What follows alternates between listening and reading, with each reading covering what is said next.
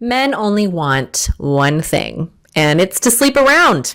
They don't want commitment. They don't want a relationship. Men who lead pretty much don't even exist anymore. High value men are going extinct. What happened to romance? What happened to chivalry? What happened to all the good men? I am so sick and tired of hearing that exact speech from women all over social media. And what I'm about to say might hurt a little bit, but here it is. When a woman talks like that, it tells me something. The kind of men she chooses, the kind that she's attracted to, and the kind that she keeps ending up with are all exactly like that. So naturally, that's all she believes exists. Her view of men has become limited by her own choices. It's not that all men only want one thing. It's that the men that you keep choosing only want one thing from you. You keep putting yourself in situations where they can use you, and then you adopt the victim mentality. Here's the irony. When a genuinely romantic man shows up, you get the ick. He opens the door, and you get offended because you're an independent woman. He offers to pay, and you see it as manipulation, so you insist on splitting the bill. You say you want a man who leads and provides, but the moment he actually tries, you switch to, I don't need a man, girl power mode. We are the ones discouraging those men. Then we blame them for all of it. Maybe your father wasn't present. Maybe you never saw a healthy relationship modeled. Maybe you're carrying wounds that you haven't dealt with yet. Because when someone talks this way, it usually means that there is some healing left to do, and that's okay. Fix that. And guess what? The type of man that you allow changes completely. Good men exist, but we have to reward that behavior instead of calling it the bare minimum. Heal first. Go to therapy before giving yourself just to anyone. Not all men are the same. Usually the real issue is you haven't developed the discernment to choose differently. Good afternoon, everyone. It's your host, Malik Washington, back at it again with another episode of Breaking Mental Barriers. How's everyone doing this fine day or evening, wherever you all reside? I hope everyone is doing well and praying for the typical virtues to help you navigate whatever trials and tribulations you're facing. Courage, strength, bravery, understanding, discernment, whatever it is you need, perseverance to get through whatever it is that you're facing in this or in these turbulent times. And on the other end of the spectrum, if you're having a wonderful time and you dealt with all your problems in life and you don't have to deal with all this nonsense, well, I hope you don't have to deal with any more and that you live a long, prosperous life and that you're having as many good times as you can before the end of your days. But let's dive straight into the topic, ladies and gentlemen. The title of this episode is There Are No Good People Gives You License to Choose the Worst. And you might be saying to yourself, what exactly does that even mean and why did you title it that way? And if you didn't, doesn't matter, but that's the title. Anyway, the reason why I titled it this way, ladies and gentlemen, because of course this is not a new topic. This is a topic that is concerning, obviously, the social dynamic between men and women as it concerns relationships, particularly the extreme version of it where people are having conversations in regards to this idea that there are no good people between the two sexes as far as relationships are concerned. This would imply that there are no people who have no relationship qualities that apparently could meet expectations within a relationship that are even halfway there, right?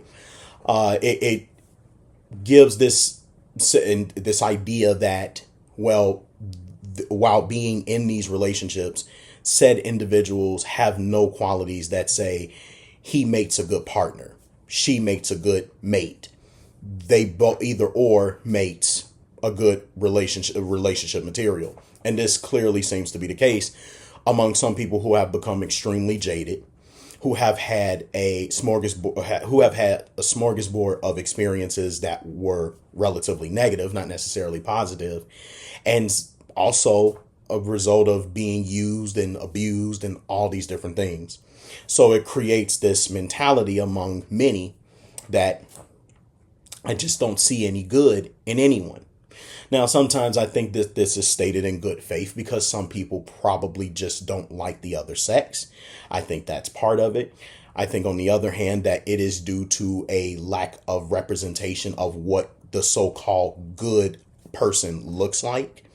Because this is often said a lot, that apparently now so-called good people are not necessarily good. They have intentions to do good things because they want something out of it. And I dare to think of that about that a little differently.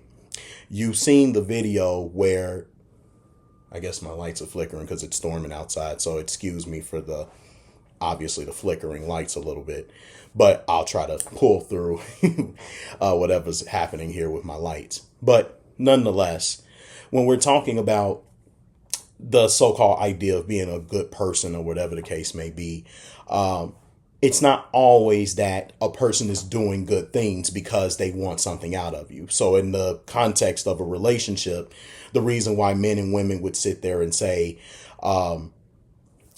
that there isn't a so-called good person, particularly if a woman says there isn't a good person, she's saying that because she feels like this person is, for a perfect example, being chivalrous because he wants to sleep with her. This person is just being nice to me because he wants something out of me.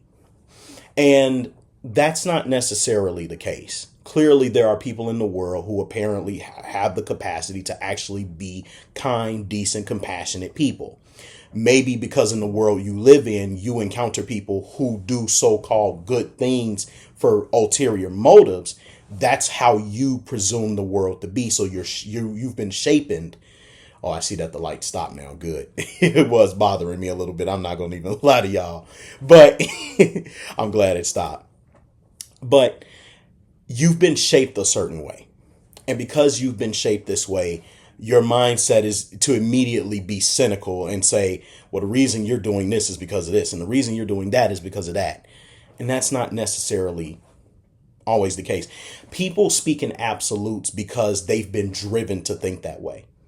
And sometimes you got to kind of go back in retrospect and ask yourself, why is your mindset in this absolute that there are no good men or there are no good women? What is the environment that you're in that's causing you to think this way on a daily or frequent basis? I know for me in my life, I've encountered plenty of bad actors, bad people. People who don't have the best intentions, people who are assholes, people who are cruel, people who are faking the funk or being phony. I've met plenty of these people.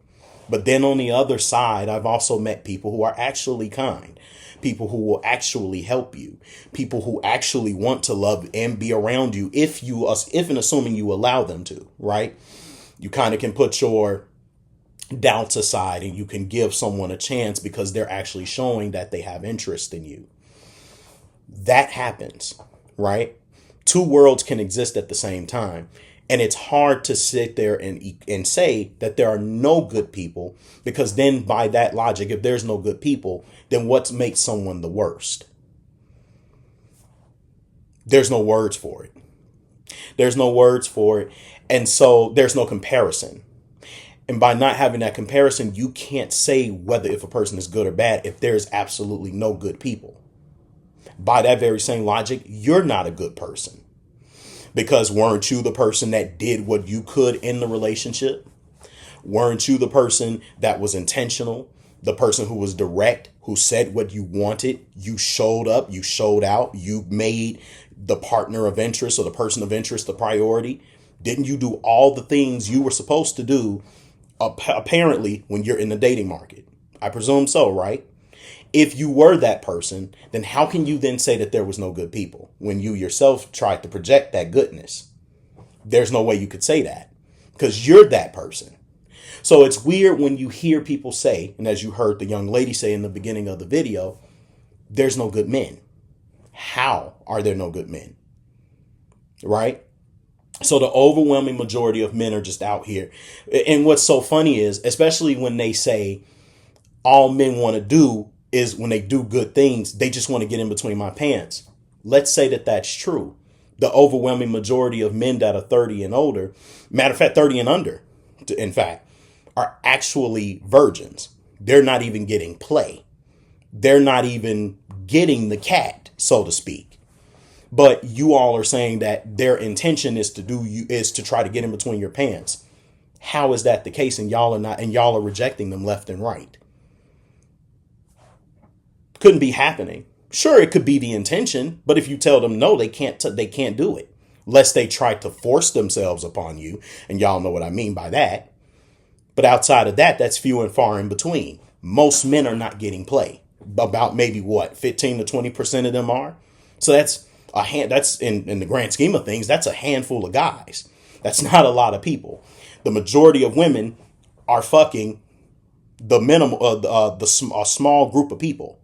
So how in the world are majority of men getting play if 70% or 80% and up are barely getting any at all? This is not happening the way you all are making it seem. The other component is, and this is something that a lot of people are not really paying attention to, I think some are, most aren't, is that a lot of you guys like toxic people. You just do. You like the worst. You give yourself license to go after the worst because maybe deep down, the common denominator isn't necessarily the cesspool of people. It could be you as the individual who likes being around those types of people. Those are the kinds of people that get you off. Those are the kinds of people that make you feel good. Those are the kinds of people that even though shit is what it is, those are the types of people you can operate with and you are not intimidated by. A lot of so-called good people or valuable people, it's hard for you to deal with because you can't comprehend it. You're used to the worst. The worst people make you feel like you're the top dog. These people make you feel like you have to constantly improve.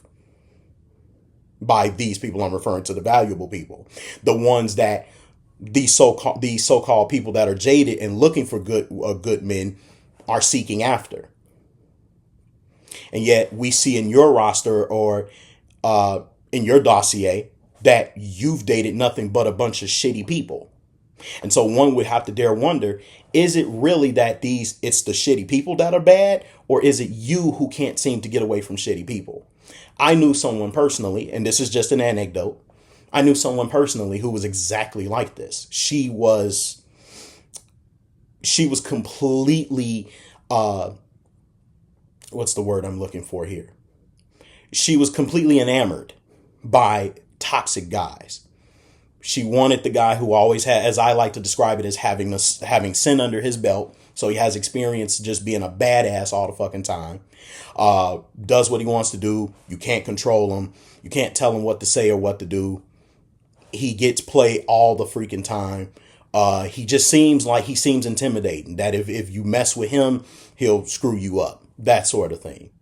She told me in real time. She said, Malik, I don't think I can deal with somebody who's just a goody two shoes, because that doesn't do anything for me. I don't want somebody who's a gentleman. I don't want somebody who's so-called decent. I'm attracted to that toxic behavior. It does something for me. Am I saying that it's right? No. But I recognize within myself that's what I like. And I could appreciate that out of her because she was honest about her intentions. I don't like so-called good guys. I like these other guys, even though it might not even be to my best interest, right? Because it does nothing for me, especially if I want to have a family, if I want to have kids. What is a badass going to do for me at that point? Not much. But if I'm single, if I'm young, if I'm immature, if I'm all those things, and I'll agree to that, that makes sense for me because that's what I seek after. And I think many of you are exactly like that, and you pretend like you like decent guys and you really don't. I don't like people like that, men or women in difference. That's the problem that we have. You're conflicted. You want the badass because the badass is doing stuff that deep within your mind, you have that deep desire for. But the good person has sustenance. The good person is substantive. The good person brings about peace and change and isn't looking to bullshit with anybody. The good person wants stability, right? But fun is chaotic. And some of these toxic people are chaotic. which makes them fun and interesting because there's always something going on. If you're into that kind of dynamic where there's always something happening. And I'm not talking about in a good way. I'm talking about in a bad way. Crime, emotional instability, all of that, all of those issues. You like the rush. You like the thrill. You love that stuff. And what's happening in real time is that you're giving yourself license to go after the worst people because that's what you truly desire. You don't really desire this good person. This good person just fills a gap that you're looking for whenever things go awry and you need a break from this person. And that's what I'm seeing. The truth of the matter is, I think a lot of you just like dysfunctional behavior. And you have to come to terms with that that's what you actually like. And if you do, then you need to leave so-called good people alone. And for the people that think because they got hurt, because they've been damaged, because they had so many past experiences, to say that there are no good people, you should be careful with what you say, simply because your own words betray you. Because now the next question becomes, are you a good person? You're talking about everybody else and how they're not good. Does that mean you're not good as well? That's so subjective. It depends on even what it means to be good to somebody. What is good? Good has to have some type of governance or moral standard. So what is the standard that's in place to where you're saying no, absolutely nobody fits this standard? I can almost guarantee you that some of the things you mentioned, probably over 50% already follow. Even the ones who have some bad qualities about them probably follow 1 out of the 5 to 10 standards or 10 rules within the standard that you have that will qualify somebody as being decent or halfway good.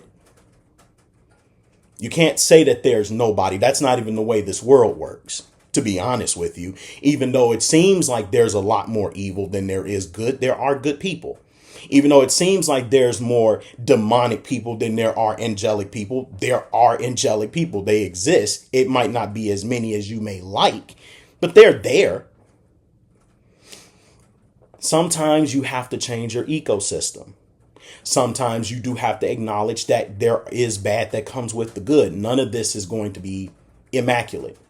I also can understand that if you're tired of just doing this shit because you're just always getting the bad end of the stick, that makes sense to be tired and just say, I don't want to have nothing to do with this. I can just be single and be at peace. I'm not even talking about you guys. That's cool. That's the conclusion you got driven down based upon your experiences. Not going to fight against that. What I do fight against is if you're a person that's seeking after relationships, and then you're saying in the same breath, but there's no good people. Well, then why are you even dating in the first place? If there's no good people, then that means you yourself are not good. So nobody qualifies. Nobody qualifies for you at that point. Nobody qualifies for each other if we're not all in some capacity good in some respect. I know some people that have done some wild shit in their lives, but there's qualities about them that are good. I'm not going to say that they're completely bad. I get it. It's annoying as hell. And the dating market is a cesspool of people who are just not good candidates at all. Agreed. 100%. But it doesn't mean that everybody is horrible. You just have to continuously be intentional. And you do have to be selective, which many people have become, men in particular. They're not just going to accept just anybody. They're going to accept people who accept them. They're going to accept people who give a damn about the relationship. They're going to accept people who will actually bring about change, peace, stability, and transformation in their lives that give them motivation to keep going, even during days that others do, even in days when they don't feel like it or they feel like the world is against them. That's the point of even having a partner or a companion in the first place. You don't want to come home to somebody that makes you want to sit at the edge of a rooftop and drink all day because they're combative, they're naggy, they're assholes, they're not listening, they're dismissive, they're all these different things. And you think that because there's no good people, so that now just gives you the license to go around and just choose worse people. So now that you've come to the conclusion there's nobody good, the only thing that's left is choosing the worst. So then in that case, then stop complaining that that the dating market is shit. You just pretty much ended your entire journey. The conclusion is that there's nobody left. So you might as well end it and just live your life the way that you want to. And just let the so-called worst people do what they do best. Be the worst. But they're not really worse. They've just got canceled out. Every single action they do is just neutral. There's no comparison because worst is pretty much the standard. Worse no longer becomes a comparison. It becomes the commonality within humanity that is forever unchanging. There's no other state of being, emotional state, you name it. A human being is just completely capable of doing everything wrong, nothing right. That's not the way life works. And it never has been and it never will be. I hate to break it to you. Maybe you're just miserable about the current circumstance you find yourself in. Maybe you just seem to be a person that could also just be toxic yourself. And you like that kind of toxicity around you. And it just constantly gives you the excuse to keep dealing with the worst of the worst, as opposed to having a different mentality about it and saying, these people do exist. It's just hard to navigate it with all of these bad actors that are inside of it. It's hard to trust who's actually doing what they're doing because it's their principle, as opposed to doing something because they want to do something. They have some ulterior motive. Not every person that's chivalrous or religious or wanting to do the right thing is doing it because they want to get something out of it, such as sex, adulation, or just reverence for being a decent person. I think most humans just want to be stable. I think most humans want peace. I think most humans want someone that actually gives a damn about them and actually wants to see them move forward and evolve in life. I think it's far from it that some of these people just want attention for the sake of attention. They're that narcissistic to the point that, oh, well, the reason I'm doing this is because it gives me the incentive to just get all the attention I want in the world, all the love I want in the world. I don't think it's that at all. It just helps to keep the peace. It just helps to keep order. And until you can make those distinctions, it's going to be extremely hard for you to actually choose the better person. Because that's how you see the world. You think everybody is just out to get you. You think everyone is just out to get everyone else. And that's not it at all. You might be traumatized. You might have went through the worst. But that's not the reality for everybody. And it certainly doesn't have to be the reality for you. But you have to pay attention.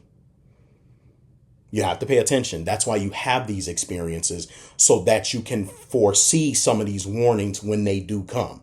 These red flags when they appear before you. You learn from these things. Assuming that you want to continue down the journey of being in a relationship, this is what that comes with. In the same way when I talked about marriage, you're going to get married. You need to know what this comes with. It's not for everybody. But for those that want it, this is what you have to deal with. When you want a relationship, these are the people that you're presented with. You're going to have to navigate it just like we all do. And I'm not saying that it's fun. I'm not saying that this is something everybody has to do. But the information is there for you. They exist. Bad actors exist. The dating market is a cesspool, but I can almost guarantee you there are people in it that are so-called good. It also depends on your expectations. And you could have shitty expectations too. You might be high maintenance.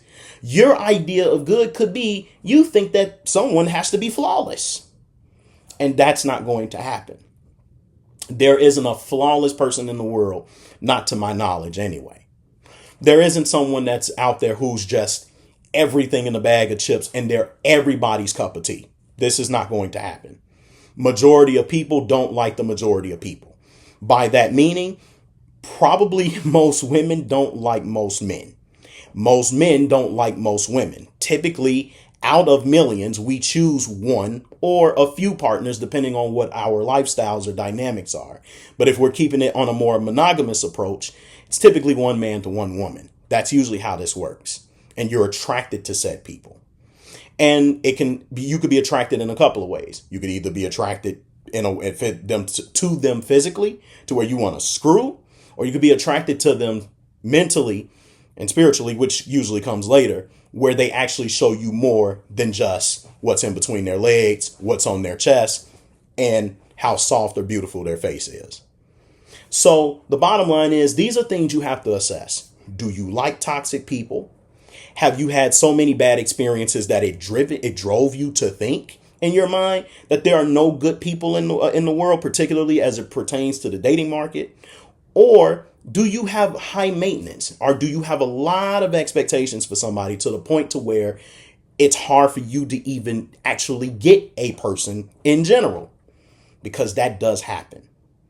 I don't believe that because you come up with this generalization, this broad excuse that there are no good people, that it gives you license to choose the worst.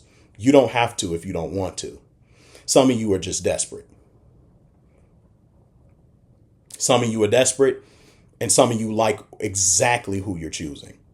You just need to be honest with yourself. And I'll leave it right there. Ladies and gentlemen, that concludes this episode. My name is Malik Washington, and this is another episode of Breaking Mental Barriers. Have a good day or good night wherever you reside, and I thank you for listening if you got this far.